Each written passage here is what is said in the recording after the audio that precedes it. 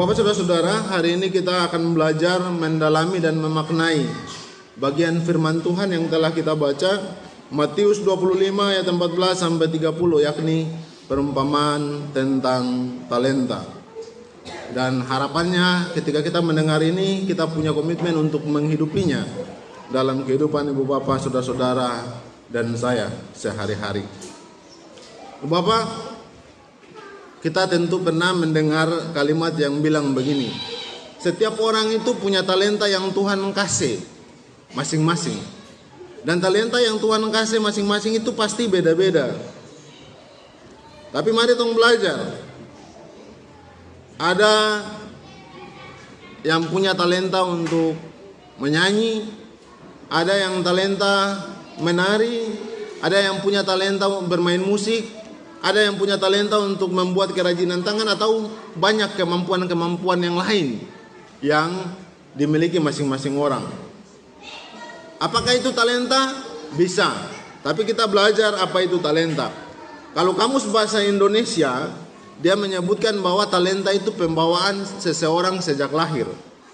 Yang kedua, talenta itu bakat. Itu bisa berupa soal kemampuan atau kecakapan yang dimiliki oleh seseorang. Itu bicara soal talenta. Dalam kamus Alkitab, saudara-saudara, kita menemukan ada dua pengertian tentang talenta. Satu, talenta dalam ukuran berat itu sama dengan 3000 sikal atau kurang lebih 34 kg. Dalam perjanjian baru, talenta itu dia punya nilai yang sangat besar soal uang. Satu talenta itu 6.000 dinar. 6.000 dinar. Sekarang perhatikan bacaan kita, saudara-saudara. Dalam perumpamaan ini seorang tuan mempercayakan hartanya kepada 3 orang hambanya. Hamba yang pertama dipercayakan 5 talenta, hamba yang kedua dipercayakan 2 talenta, dan hamba yang ketiga dipercayakan 1 talenta. Saudara, dari sini kita dapat belajar bagaimana sang tuan itu menempatkan hamba-hambanya sebagai orang-orang kepercayaan. Kita bisa belajar dari sini bahwa sang tuan menempatkan hamba-hambanya menjadi orang kepercayaan, karena dia menyerahkan hartanya untuk dikelola oleh mereka dengan segala risiko yang harus ditanggung, bisa maju atau bangkrut. Dari sini kita juga dapat belajar, saudara, bahwa ketiga hamba ini bukan lagi hamba biasa. Karena apa? Mereka sudah menjadi wakil sang tuan. Ada orang pekerja, pasti ada satu orang yang bos percayakan. Tapi tidak semua bos percayakan. Benar toh, di kantor, di mana saja kita bekerja, ketika kita dipercayakan untuk mengelola sesuatu, bukan soal uang, jabatan, dan segala macam, itu berarti bos kita mempercayakan tanggung jawab itu bagi kita. Sama, 3 orang ini, hamba ini bukan lagi hamba biasa. Mereka jadi spesial, dapat kepercayaan dari sang tuan untuk mengelola seluruh hartanya, saudara-saudara. Jadi ibu bapak, saudara-saudara, 5 talenta, 2 talenta, dan 1 talenta itu bukan uang yang sedikit dalam konteks masa itu. Oh, 5 itu sedikit, 2 itu sedikit, 1 talenta apalagi. Saudara, itu uang yang sangat besar. Hamba yang 1 dipercayakan 1 talenta itu sama dengan 6.000 dinar. 6.000 dinar. Kalau ibu bapak buka Matius 20 ayat 2, tong akan temukan di sana bahwa upah pekerja seorang buruh harian dalam 1 hari itu 1 dinar. 1 dinar di Matius 20 ayat 2. Upah pekerja 1 hari itu 1 dinar. Ibu bapak, 1 talenta itu ada 6.000 dinar. Ya, itu berarti untuk mendapatkan 6.000 dinar atau 1 talenta, maka seorang pekerja harus bekerja selama 6.000 hari. 6.000 hari itu sama dengan 16 tahun 4 bulan kurang lebih. 6.000 dinar itu dalam 1 talenta, orang dapat upah 1 talenta itu dia butuh 16 tahun dalam konteks itu. Bayangkan, saudara, sedangkan untuk 2 talenta seorang pekerja membutuhkan 12.000 hari atau 32 tahun 8 bulan untuk mendapatkan 2 talenta. Lalu kita bayangkan sudah, Yang 5 talenta itu berarti pekerja harus bekerja selama berapa hari? 30.000 hari. 30.000 hari. Untuk dapatkan 5 talenta, kalau konversi ke tahun, dia harus bekerja 82 tahun lebih.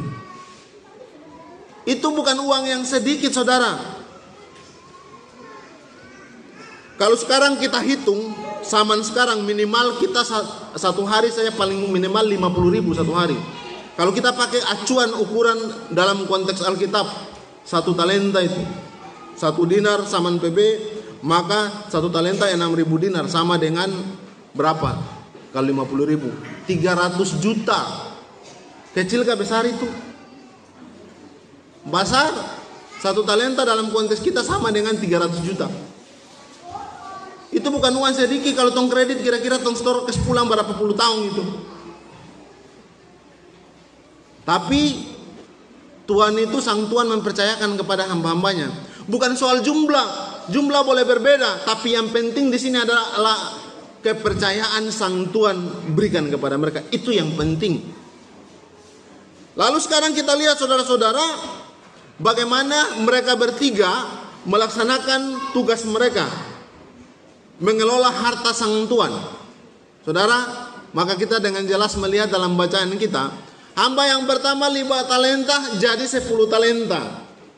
Hamba yang kedua 2 talenta jadi 4 talenta. Mereka berdua berhasil karena menyadari dengan sungguh bahwa sang Tuhan dengan segala macam resiko berani memberikan tanggung jawab untuk mengelola hartanya. Mereka berdua sadar itu. Mereka sangat menghargai penghormatan yang diberikan oleh sang Tuhan kepada mereka. Maka mereka melaksanakannya dan berhasil. 5 jadi 10, 2 jadi 4. Sekarang hamba yang ketiga apa? 1 tidak menjadi 2, 1 tetap menjadi 1. Bagaimana mau jadi 2? Gali tanah, pitanam di sana. Lalu kemudian saudara-saudara, apa yang terjadi? Hamba yang itu, dia tidak sedikit pun menghargai penghormatan dan penghargaan yang sang Tuhan berikan kepada dia. Hamba yang ketiga yang mendapat 1 talenta itu. Tindakan hamba ini bukan cuma malas, tapi jahat. Kenapa jahat? Karena dia menganggap jahat motivasi tuannya. Dia sok timbul praduga. Dia sok menduga bahwa sang Tuhan itu memeras dia, memakai tenaganya. Yang pertama dia sok timbul niat jahat lagi. Bayangkan, sang Tuhan dengan begitu tulus memberikan kepercayaan, sang Tuhan kasih penghormatan, tapi kemudian dia mengabaikannya begitu saja. Tidak dianggapnya penghormatan dan penghargaan itu, saudara. Lalu dia klaim bahwa sang Tuhan itu orang jahat. Ibu bapak saudara-saudara, jika seseorang dengan tulus ingin memberikan penghargaan kepada kita, mengangkat kita untuk melakukan pekerjaan yang terhormat, dan memberikan kepercayaan kepada kita, memberikan kuasa kepada kita atas uang yang dia berikan untuk kita kelola, bukankah sangat jahat kalau kita menyebut dia jahat dan kejam? Mau menuai di tempat dia tidak menabur, bukankah jahat kalau kita menyebut dia memanfaatkan kita dan memeras kita? Hamba yang ketiga menganggap tuannya jahat, saudara. Tuannya yang ingin menghormati dan memberikan kepercayaan kepada dia, memberikan pekerjaan yang sangat penting ini dicap jahat, dianggap jahat. Saudara, saya mau bilang begini. Kalau benar tuan itu jahat, tuannya itu jahat, bukankah dia seharusnya melakukan sesuatu terhadap uang itu? Hamba yang malas ini tidak konsisten, saudara. Mulutnya mengatakan tuannya jahat, tetapi tingkah lakunya yang menyembunyikan uang tuannya dan tidak mau bekerja, itu sebenarnya sedang menunjukkan bahwa dia menganggap tuannya itu lemah dan tidak akan menuntut apa-apa dari dia. Saudara, ini hanya mungkin terjadi jika tuannya itu seorang yang baik dan penuh kesabaran. Kadang seringkali orang yang baik dan sabar itu memang dianggap remeh. Memang dianggap remeh dan juga diabaikan. Kadang orang baik dan benar itu begitu. Bayangkan Tuhan yang sabar, Tuhan yang benar. Seringkali kita manusia anggap remeh dan abaikan juga. Dengan apa? Terus berbuat dosa. Jadi dengan mulutnya hamba itu mengatakan tuannya jahat dan menyerap keuntungan tanpa bekerja. Dia pikir ini kayak koperasi apa? Yang pakai berapa persen itu? 1 bulan berapa persen? 20% kah? Kedua 20 Nah, itu agak memberatkan ya. Tapi ini tidak. Tapi nanti kita akan menemukan maknanya. Saudara-saudara, dia seharusnya memegang dan menjalankan kepercayaan yang tuannya kasih, bukan mempermainkannya. Jadi kita dapat melihat bahwa seluruh tindakan hamba yang ketiga ini membuktikan bahwa dia pemalas, membuktikan bahwa dia menghina tuannya. Dia tidak peduli dengan anugerah yang Tuhan itu kasih untuk dia, dan tidak menaruh hormat sama sekali kepada Tuhan yang telah menghormati dia dengan kedudukan sebagai pengusaha atas uang itu. Ibu bapak saudara-saudara, lalu kita lihat perumpamaan ini kemudian ditutup dengan pemberian kepercayaan yang lebih besar kepada hamba pertama dan yang hamba yang kedua. Ditambah dengan talenta hamba yang ketiga kepada hamba yang pertama. Yang satu yang dia kasih laba itu, kasih pada orang yang pertama tuh, hamba yang 5 talenta itu, yang 10 talenta itu, kasih pada dia. Bayangkan kalau siapa yang gagal, dia tidak lagi mungkin dipercaya. Siapa yang menunjukkan kesetiaannya terhadap perkara-perkara yang dipercayakan, besar atau kecil saudara, akan ditambahkan kepercayaan oleh Tuhan. Siapa yang gagal menjalankan kepercayaan yang telah diberikan, dia tidak akan lagi diberikan kepercayaan itu. Hamba ketiga dipercayakan dan gagal. Hamba pertama dipercayakan dan setia, maka hamba pertama diberikan penghormatan berupa apa? Tanggung jawab lebih besar. Dan hamba yang ketiga dibiarkan dengan tangan kosong karena dia tidak setia. Yang menarik apa? Hamba pertama yang kedua, sang Tuhan bilang apa? Baik sekali perbuatanmu itu, masuklah, turutlah dalam kebahagiaan Tuhan. Saudara, itu bicara apa? Bicara kerajaan surga. Apa maksud dari perumpamaan ini, saudara? Lalu pelajaran apa yang kita peroleh dari perumpamaan ini? Bidang teologi dan ajaran Gemi membingkai teks ini dengan tema bijaksana menyambut kerajaan surga dalam kehidupan sehari-hari. Saudara, tema ini memang sesuai dengan bacaan kita, karena memang melalui perumpamaan ini Yesus sedang berbicara tentang hal kerajaan surga. Perhatikan ayat 1. Ayat 14 maksudnya.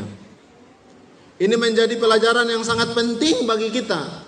Jika Tuhan mempercayakan pekerjaan apapun untuk melayani Dia, saudara, kerjakan itu dengan takut dan penuh rasa tanggung jawab. Sebagai apa? Sebagai bentuk penghormatan, sebagai bentuk penghargaan yang Tuhan kasih. Kalau jadi majelis, kerja baik-baik, melayani baik-baik, itu tanggung jawab, kehormatan, penghargaan yang Tuhan kasih kepada saudara. Pakai, bikin baik-baik. Lakukan tanggung jawab itu dengan sepenuh hati, dengan rasa tanggung jawab. Belajar untuk melabahkan hidupmu kepada Allah. Perumpamaan ini bukan bicara soal harta, bukan soal uang yang tadi. Harta yang sesungguhnya yang dimaksudkan dengan perumpamaan ini adalah hidup yang Tuhan kasih untuk saudara dan saya. Itu harta yang sesungguhnya, Bapak saudara-saudara. Makanya saya bilang sekali lagi, apapun itu segala kehidupan kita, tanggung jawab pekerjaan yang Tuhan kasih, kerjakan itu dengan takut Tuhan, dengan rasa tanggung jawab, sebagai bentuk penghormatan dan penghargaan yang Tuhan berikan kepada kita. Jangan model hamba yang ketiga, jangan model hamba yang jahat, yang menganggap Tuhan itu menyusahkan kita, yang menganggap Tuhan itu cuma mau serap tompe tenaga, serap tompe usaha demi dirinya sendiri. Saudara, saya mau bilang begini, Tuhan tak butuh ibu bapak saudara-saudara dan saya. Tuhan tak butuh kekuatan kita untuk membantu Dia jalankan bisnisnya. Tidak. Kalau sampai Tuhan kasih hidup saudara dan saya, Dia kasih tompekan jabatan, Dia kasih orang punya jabatan pelayanan, jabatan di kantor, di mana saja, saudara, itu anugerah yang Tuhan kasih. Tuhan mau pakai kita, saudara. maka itu anugerah. Tuhan rela untuk mempercayakan hartanya kepada kita untuk kita kelola. Jika Tuhan hanya mendapatkan untung, kalau dia mau cuma dapat untung, saya mau tanya, apakah mungkin kemampuan ibu bapak saudara-saudara dan saya mampu untuk memuaskan dia? Tidak. Kalau dia cari untung, apakah tuh kemampuan memuaskan dia? Tidak. Bukankah malaikat di surga dapat melaksanakan lebih baik dari apa yang kita buat untuk memuaskan hati Allah? Saudara, hamba yang pertama dan yang kedua menyadari penghormatan yang diberikan Tuhan mereka. Itulah yang mendorong hati mereka untuk mengerjakan bagian mereka dengan setia, saudara. Mereka tidak mempermasalahkan berapa besar kepercayaan itu diberikan, saudara. Fakta bahwa Tuhan mereka rela memberikan kepercayaan itu telah menjadi kekuatan yang cukup bagi mereka untuk menjalankan uang Tuhan mereka itu dengan giat hingga menghasilkan keuntungan. Bapak, sampai hari ini Tuhan izinkan saudara-saudara dan saya hidup. Apakah kita sadar bahwa Tuhan pun sedang mempercayakan hartanya kepada kita saat ini?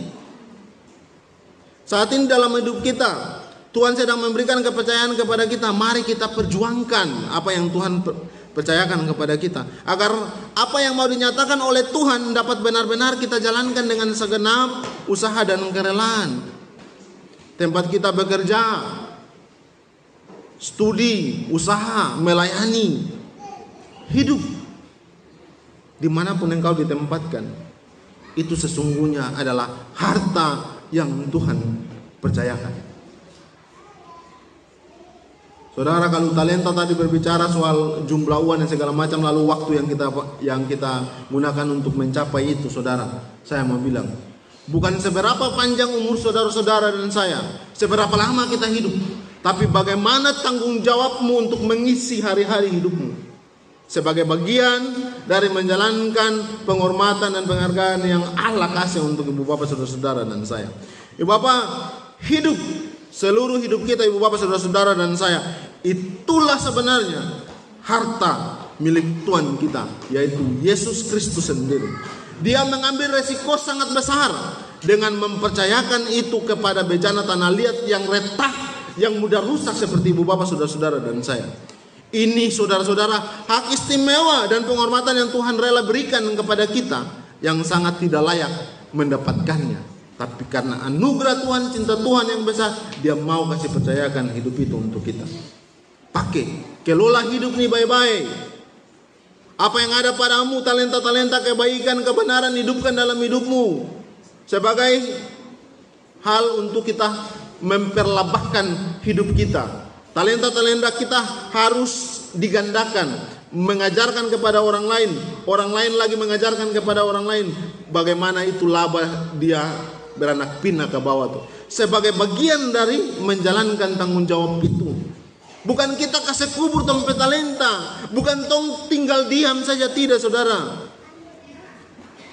Melalui perumpamaan ini, saudara-saudara, Yesus mau kasih penekanan bahwa menyambut kerajaan sorga, ya, menyambut kerajaan sorga adalah penantian di dalam sebuah tanggung jawab. Menanti kerajaan sorga adalah penantian di dalam sebuah tanggung jawab. Kita tidak menantikan sang Tuhan dalam keadaan menganggur. Kita tidak bisa menantikan kerajaan sorga, menantikan kedatangan sang Tuhan itu dalam keadaan yang pasif. Kita berdiam diri, tidak, tapi terus aktif untuk melakukan kehidupan kita sesuai dengan kehendaknya sebagai tanggung jawab kita untuk mengisi hari-hari hidup kita. Perjalanan keberimanan kita harus diisi dengan tanggung jawab itu. Sampai sekarang tong hidup itu harta yang Tuhan kasih untuk kita kelola, saudara. Menyambut sang Tuhan, menyambut kerajaan sorga adalah tugas yang penting dan sangat penuh dengan penantian untuk bersukacita bersama-sama dengan sang Tuhan. Marilah, masuklah, turutlah dalam kebahagiaan Tuhan sorga. Jangan kubur talenta itu. Jangan sia-siakan hidupmu, karena itu akan diambil daripadamu dan engkau akan diberikan kepada tempat yang gelap yang di sana terdapat ratap dan gertak gigi. Itu apa? Simbol dari penghukuman. Tinggal pilih saudara-saudara. 3 orang, 2. Jadi 2. 2 jadi 1, 1 tetap menjadi 1. 5 dan 2 menjadi orang-orang yang bertanggung jawab dan 1 orang tidak bertanggung jawab. 5 dan 2 adalah hamba pertama dan kedua, yang ketiga tidak. Itu mewakilkan kehidupan ibu bapak, saudara-saudara dan saya. Ada orang yang akan hidup sesuai dengan kebenaran firman Tuhan, tapi ada juga yang jauh dari itu. Maka konsekuensi harus ditanggung dari setiap pilihan yang kita ambil. Saudara memilih mana? Berada di antara 1 dan 2 atau di yang ketiga? Saudara mau jadi manusia yang mana? Yang setia, yang baik, atau mau jadi hamba yang jahat? Pilih. Kalau hari ini pendeta khotbah marah-marah, majelis kasih ingat, bukan karena dia benci, dia sayang. Tapi kalau saudara mau mempertahankan gaya hidupmu yang menurut saudara itu surga bagi saudara di dalam dunia ini, tapi engkau pun sadar bahwa surga itu seakan-akan sudah tahu bahwa surga itu juga sebenarnya kebinasaan di sana, tapi surga di dunia menurut saudara-saudara. Sehingga pendeta bilang, meton penghidup kan betul, saudara penghidup. Tapi saya mau kasih ingat sebagai hamba Tuhan, hidupmu bukanlah hidupmu. Hidupmu adalah milik Tuhanmu.